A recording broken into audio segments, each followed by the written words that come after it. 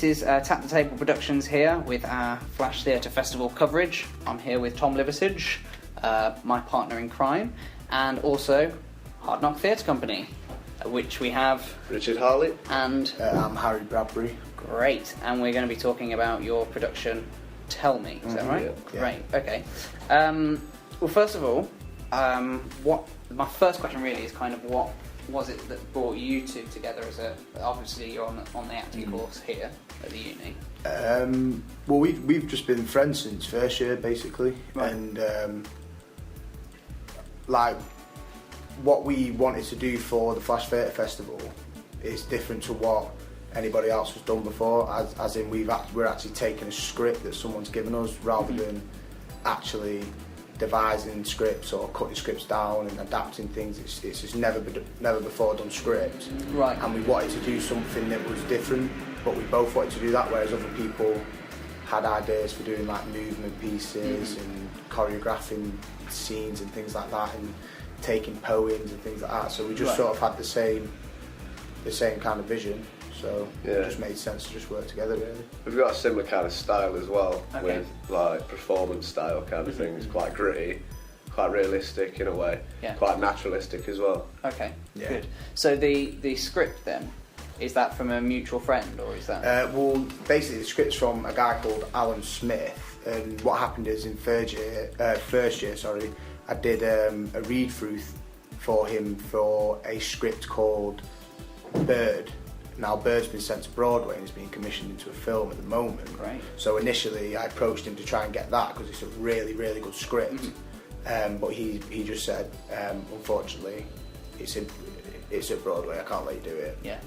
But I've written a short script. It's about 30 minutes long. If you want that, you can have it, which works out just about right because the minimum we need is 40 minutes. Okay. So the script's 30 minutes. We're adding in film and other kinds of things in there to take up to about 50 minutes it stands at the moment. So Okay, great. yeah. So as we were saying before we kind of hit record, your little blurbs on the Flash Festival website are a little bit mysterious. Doesn't really kind of say too much about what it's about in detail. It kind of hints at a lot of things. Yeah. So yeah, what is Tell Me? It is trying to keep it as mysterious as possible. It's going to be such an anticlimax on this. You know, it's simply and basically it's about two prisoners who have been in prison for around 8 years. It doesn't actually say what they've done, so we've had to make all that up ourselves. And they basically have an interview with a psychiatrist. Okay. And it's kind of similar to there's a series House of Cards at the minute, where basically the audience get to see us as the prisoners talk to the psychiatrist, and then we turn to the audience and it's kind of like our real thoughts come through to the audience. So it's kind of a mix mash, and it's also the same with a psychiatrist. So it's kind of like seeing who's got the thoughts, and like the psychiatrists have just got as bad thoughts as we have, kind of thing. So it's like kind of put them together. Like, I'm not sure. we break the fourth wall a lot. Okay. And we will say one thing to the psychiatrist. Now we've been having meetings with psychiatrists for 8 years, and so basically we're like, the whole point of it is we know exactly what we're going to say.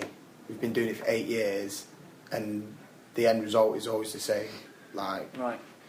But it's also about us thinking that we know more than the psychiatrist, but the psychologist, sorry. But she actually knows everything what's going on, so we're not as smart as we think. Right. So it's kind of the system is like it's almost like a mind war, isn't it? Yeah. Kind of like the psychiatrist trying to beat the prisoners, and the prisoners trying to beat the psychiatrist.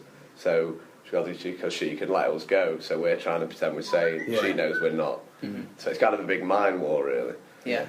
Because in jail, the most powerful person in prison is the psychologist. Like they're more powerful than like the prison wardens, the officers, because they are the people that decide whether you can go or not. Yeah.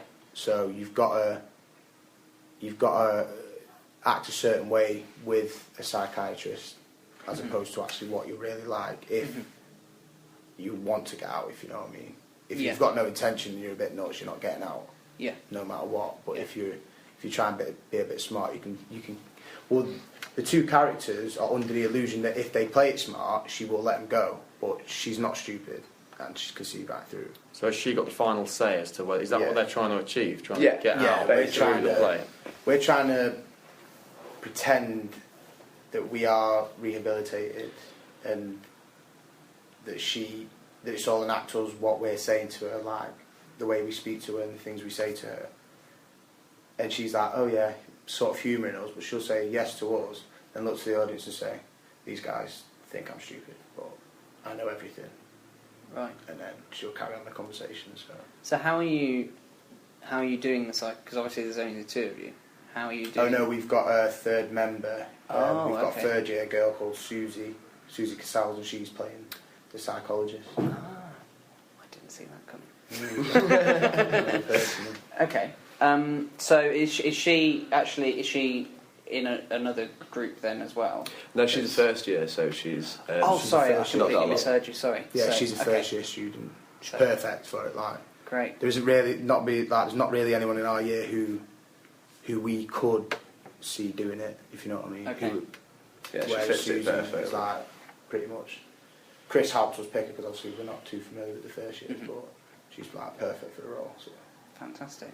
So obviously, with this being a pre-existing text, whereas a lot of the other groups are doing huge amounts of research into various themes and whatnot. What's the focus of your research kind of been on? Basically, the prison system, because if we were to tour it, the initial goal is to go into prisons, and we can't offend anyone by misinterpreting how things are in jail, like even to what we wear or how we would get into a meeting with the psychologist or things like that, basically. So our research has just been like to do with prisons, but we're also doing a lot of filming it, like police interviews. So we've been researching into police interviews. We're doing like psychologists always film every meeting just for the purpose of if they get attacked, it's all on film. Yeah. For purposes of court purposes and things like that. So we're doing like old case files of like different emotions of what we've had in the past with the psychologist. So we've been doing a lot of research into how people actually do act with the psychologist, if you know what I mean. Yeah. And we don't actually state what crime we committed to be in there, but it's in there. Yeah. If you can pick it up, it's in there. But if not, it's not a problem that you don't. Yeah, it doesn't ruin the narrative. It's even more mysterious. We've been doing. There's a guy I know that studies all sociology, psychiatry, all that kind of stuff. Yeah. And because my character's a sociopath, so I had to obviously research into what that was, and. Because like I was saying before about it's called almost like a war of minds. Well, apparently the psychiatrist in prisons has a psychiatrist who has a psychiatrist to make sure they're all in check. Wow. So obviously, because it's quite a deep job, they obviously get quite emotionally attached to some people. So then another psychiatrist comes in and makes sure that they're doing the job and not cold, but almost they don't get too emotionally attached to people. So then the criminal would get the upper hand almost. Right. And then, so I've done quite a bit of research into that. God. Because there has been a lot of cases like that we found out about, like of psychologists, like female psychologists having like relationships with inmates, like male inmates and even female inmates. So that's the reason why they have these psychologists, because things like that happen. Because you can't, as soon as you get like emotionally involved, it like clouds your judgment. Yeah. So that's why they have to have a psychologist themselves to speak to the psychologist. And have you managed to incorporate that into? No. No, I suppose it's difficult when it's a pre-existing That's text. That's it. It has obviously we were very lucky to get a script, but at the same time it has limited what we can do. Yeah. But it's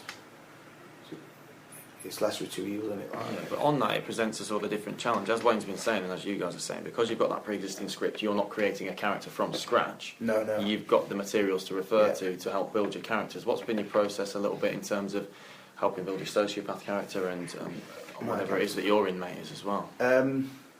Just the best thing I've found is watching people on YouTube. You know, like when you see these documentaries on prison, and like there's loads of case files and stuff like that of like killers and things like that, and that's the best way I've found, is just to sit and watch a few of them a day, and because what I found out is like every person on the planet is a psychopath, but the people that are in jail, because people have thoughts like that, like they say they don't, but someone's annoyed you before where you go, oh, I'd love to kill him, but you never do it, whereas an actual psychopath who's in prison is the type of person that'll have that thought and then act on it.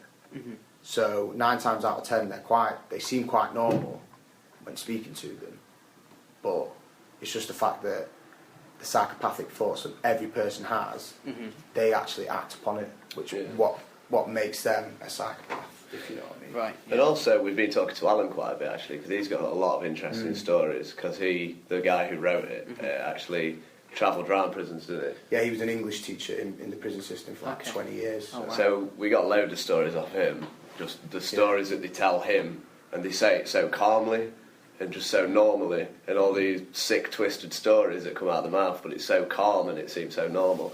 So that's helped with my character quite a bit, definitely. Yeah. It's not people like you see it in the films and stuff, like you see a psychopath, they're all like running about, but 9 times out of 10 that's not the case. They're just like, to them it's normal, so they just come across normal. But you can see, like a lot of the ones I've seen, you can just tell by looking at their eyes. But their mannerisms and stuff aren't much different to anyone else. There's just something behind their eyes that you know, which in a way is scarier. As a dramatic point of view. Yeah. I mean, if me and Harry were just running around on stage screaming, stabbing everyone, it'd get boring after a while, wouldn't it? So we've kind of got, it's really calm and quite sinister. With the Benny Hill music. yeah. Might take away a little bit. Throwing blood at the audience. So you mentioned the fact that with the research that he's doing, that everyone's kind of got these thoughts, and from what I've seen from everything that's been posted online so far about your show, that's kind of the crux of the actual show itself. So without giving too much away, and obviously it's pre-existing text, how are you what kind of methods are you using to kind of put that across? What we're thinking? Yeah. Well, that's the whole thing about the play, like we tell the audience exactly what we're thinking. Right. Like that's us breaking the fourth wall. Like, so, for example, we'll be saying one thing to Ruth, who is the psychologist. That's the character.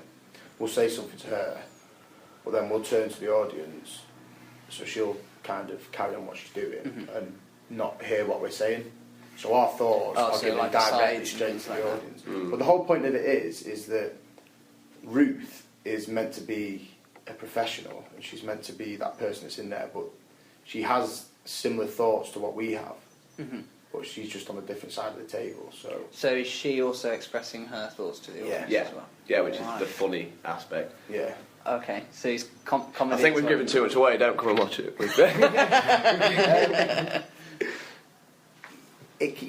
I mean, for instance, my character is not. You don't hate him, like you quite like. You will quite like him, probably. And Ruth, some of the things that she says about us will probably make you laugh. Right. It's not meant to be funny, but I think there's funny aspects of it. Ruth's character is some of the things she says will make you laugh, because she's meant to be this industry professional. And then she'll be being all professional, and she'll turn to the audience and say something quite rude or offensive about the other character. Right. So. Okay, interesting. And what are your kind of, in terms of style? You mentioned at the start that you've both got a similar style in terms of acting style. Yeah. But what are kind of your influences for the actual style of the piece itself? Obviously, you've got the script, which is different to a lot of the groups that we've been talking to. But kind of what's your? I don't really know. We're bringing the play modern aspects called Blackout. I don't know if you've ever heard it, by Davey Anderson. No, I was thinking of a different play. Sorry. It's basically very simple staging, and it's literally 3 spotlights. I mean, this is kind of similar to ours in a respect. Really simple, so simple it almost feels like it's real life, if that makes sense. So not so much movement stuff and like flashing lights and special effects. Just really simple and really just there kind of thing. I think we took. Because the whole point we're trying to get at is that if we were to take it on tour, we don't need a van full of stuff. It's not going to cost us a lot to set up the show, which in turn will help us to keep the cost down of tickets, which is the whole point of taking it to places that can't afford to get into the cities to watch it or down to the local theatres. Yeah, we can go and put it on in community centres or at schools. Yeah. And all we need is table, 3 chairs, 8 chairs and a table, Yeah. Right. and a filing cabinet, and that's it. Like, so it's pretty minimalistic. This what we use in it. Like, we don't have any music in it or anything like that. But we do have some postmodern aspects, as in we have film in it, and we have like a couple of other things in it, but we won't really go into that. And are there any particular sort of theatre companies that you've looked at that have kind of rang true and kind of you've incorporated any of their? I don't know. Not really. No. Just kind of gone. Yeah, we just sort of. Yeah, we just sort of made it up as we've gone along. Well, when you are stripping things back, it does allow you to really focus on your script. That's probably the difference where you guys have got the pre-existing. Yeah, that's text. it. Yeah. And as I say, we've never encountered anyone doing one before in any of the interviews we've done. Yeah. So it would present a really different process to you. Yeah, well, definitely. That's it. Like for the past 3 weeks, we've literally been working on the script, like breaking it down, bits, objectives, thought processes, and things like that. Because one of the hard things about the script is when we're the points at which we are speaking to the psychologist and the points at which we're speaking to the audience. So that's been really hard trying to figure out what we're saying to her and what we're saying to the audience. Right. So that's been one of the hardest parts about the script, to be honest. The really complex characters. Yeah. Okay. But yeah, like I say, it's just simply been working on the script. Like it's like any other show that you do, except it's only 30 minutes long, and we've got to do it ourselves. Yeah. But luckily, we just did Animal Farm, so the process that James took us through to do Animal Farm in the rehearsal, we've tried to sort of do the same thing with ours. But now we're at the point now where we need to start filming things and piecing things together to make it into a proper show, because 30 minutes isn't long enough. Yeah. Which unfortunately would be better if the script was over 15 minutes long, but it's not. So that's why we've had to come up with the film aspects and other little bits that are involved. So. Yeah. Yeah. And has the writer had much involvement in your process or anything like that? Not at all. Really, he's just there basically for us to refer back to, because he's a very intelligent man, and he's got names of like philosophers in the script that we can't even pronounce. Like there's a guy called Wittgenstein and things like that. Yeah. And, so he's just been there for us to go and speak to, like, because obviously it's his script. So like, for instance, like we were saying about finding out what's to the audience and what's to Ruth, the psychologist.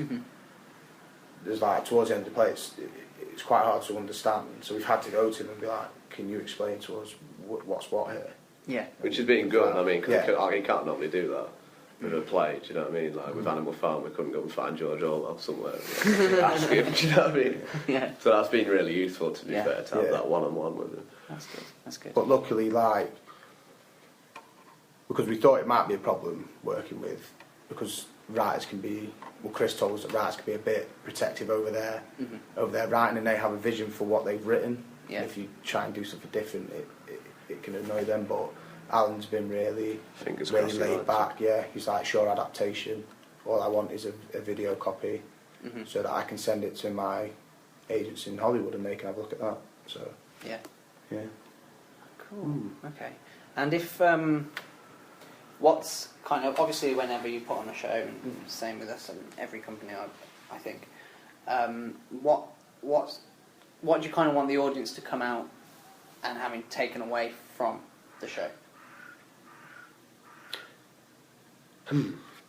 There's quite a lot, actually. I mean, the prison system. I mean, obviously, Alan knows more than we do, but from what I've spoken to him about, how that side of the prison system doesn't really work with a psychiatrist. Right. So for them to think about that aspect in a way, and also the thing that Harry touched on about everyone has these thoughts. So it's not just the prisoners, it's a psychiatrist that also has the same thoughts. Yeah. So whatever they want to take from that. Because obviously we're going to do like a questionnaire afterwards, and we want to see if anyone picks up what we actually have done. If anyone can actually pick that up during the performance. And we just want to put on a good show, to be honest. Like, you know what I mean? We want people to come and watch and be like, yeah, that was a good show. Yeah. Do you know what I mean? That was one of the things about our company, like, we're not deep people. We don't want to go into a topic like, I don't know, sexual abuse or something like that. We just want to put on a good show that people can watch. Say, that was a good show, I've been entertained for the past 45, 50 minutes. I'd recommend it to a friend. That's basically what we're aiming for, yeah, so... Keeps it simple. Yeah, that's it. Yeah, and in a way, keeping it simple, almost like postmodern kind of stuff. Like, the audience can take what they want from it. And if it's a good show, there's plenty of stuff in there that they can take from it. Yeah. Well, yeah, I suppose if you're dealing with psychology and you're dealing with sociopaths and people's inner thoughts and the thoughts that we have, as you say, we have all had them, even to the point, I mean, not necessarily psychotic thoughts, but even in the point when you're in the back car and your dad's driving pretty fast down the motorway and you look at the door and you think, I could open that. It's just things like that. Yeah, you're right. What would happen if it did that? Yeah. That's just the difference. Like, they will just that thing that they'll stops. just do it. They'll just be like, oh, I did that. I'll just do it. And then they've done it. That's just the difference, really. Yeah. But yeah, I mean... Yeah, because the whole point of what we wrote about the play is that we want to go to, if we were to tour it, we want to go to places that isn't generally associated with like doing acting or things like that. Yeah. So like just going to like schools where it's like part of a rough estate or something like that, and just being like, look, we're just two normal lads, we're from similar backgrounds to you. And acting is like a good way of getting out of here, like, and it's not girly to do it. It's not gay to do it, or whatever the young kids might think it is to do it. It's like it's enjoyable, and it's a way to get out of there. I think if they can take that away from it and think, oh, actually, I might give this a go now because them lads are similar to me. If they can do it, I can do it. Also keep them out of trouble as well. Yeah. Exactly. I mean, I think personally, for me, that is the trouble with theatre. I mean, because it put me off before I got here. I mean, like, to me, it is quite pretentious in a way. And the way theatres are quite... If you've not been around that kind of thing, if you've not been around marble and red carpets and stuff, you go in, you feel out of place. Yeah. So automatically you're like, oh, this isn't for me kind of thing. Yeah. So I think there needs to be more theatre companies that goes to community centres and does it where they live, so they don't have to travel and pay all this money to get in. And they might open their eyes up and kind of... Yeah, we just want to... We just want to sort of point out that it's not a closed community. It might look like it from the outside, but... You can get respect in this industry off everybody if you work hard and you do good stuff. Like, it's not a closed community. Anyone can do it. Yeah. Like, it's open to anyone, but it's not necessarily portrayed in that way in the media. Or when you go to like you're saying, your show in London where you had the old women who pulled their faces at your show because they didn't understand it. But it's just like there's a lot of people that did understand it who didn't go to the theatre but watched it and thought, oh, this was good. Do you know what I mean? Yeah. Like, definitely. Yeah, we just want to show people that it's not a closed community. If you want to do it, just go and have a go. So you're talking a little bit there about your sort of more your aims of the theatre company itself and what you're looking to do, where it's looking to go. Maybe slightly unrelated, but why are you called Hard Knock Theatre Company? Where did that come from? You know what? I don't know. Yeah, it started off as an almost joke. Like we were just drawing a hammer and a nail. Yeah, doodling in lesson. Like, and I was like, that looks pretty good. We could use it actually. I suppose it's hard knock, hard hitting theatre. It's kind of gritty. It's not that sort of thing. Flamboyant. It's just here on the table, hard knock. You got to come and see the show. We're going to act in it, and you'll probably enjoy it. Like, do you know what I mean? Like, straight to the point. We do hard, like we'd quite like to do like hard topics and like scripts that are like gritty scripts, like prison scripts and stuff that's gone on council estates and murders and things like that. So that's just where it came from, basically. Yeah. Okay, cool. So just before we kind of go into the details of how to see the show, where to see the show, etc., I asked this to the last group that we interviewed, so I'm going to ask it to you guys as well. If you could describe your show in one sentence or one word, it's up to you, how would you describe it? That was their reaction as well. Good? No. Can't argue with that. In one sentence. Hard-hitting, sociopathic, creative, fourth wall. Breaking boys and girl. I don't know. There's a lot of commas in there. I don't know. Our show in one word. Gritty. Gritty. We'll stick with that. Okay. We'll go for gritty. Great. So, I've got the dates for your shows here. Mm-hmm. Correct me if any of these are wrong. If I wrote them down right. Because, we've got Tuesday the 13th of May at 6 o'clock. Yeah. PM. Yeah. Thursday the 15th of May at 11 a.m. Yeah. And Friday the 16th of May at 12 p.m. Yeah. Where are you performing? We're Underground 1 and 2 in the Derngate. Derngate. Yeah. Great stuff. And how do people get tickets? Well, on the Derngate website. Yeah.